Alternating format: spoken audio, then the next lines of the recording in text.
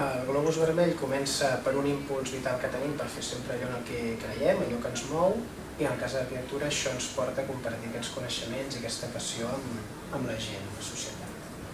Tenim referents concrets en l'àmbit. Hi ha associacions, altres entitats, accions socials, pots trobar de tot tipus. I després tenim altres referents, suposo, més del background, de la vida que has anat visquent, des dels jocs que feies de petit fins a referències culturals i artístiques que hem rebut de més grans.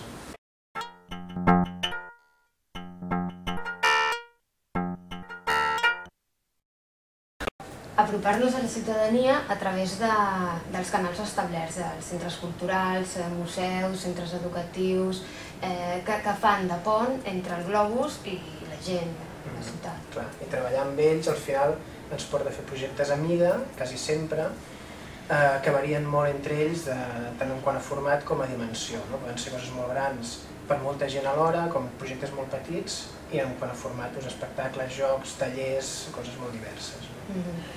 Al final són projectes, com en el sentit clàssic de la paraula, tenen un emplaçament, un pressupost, hi ha un client, hi ha unes necessitats a cobrir.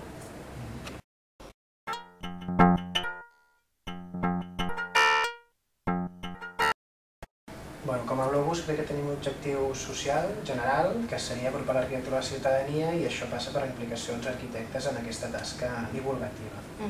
I un objectiu concret del globus, que és el de seguir fent volar aquest globus, però organitzant activitats que permetin aquesta aproximació d'una manera lúdica, distesa i alhora innovadora.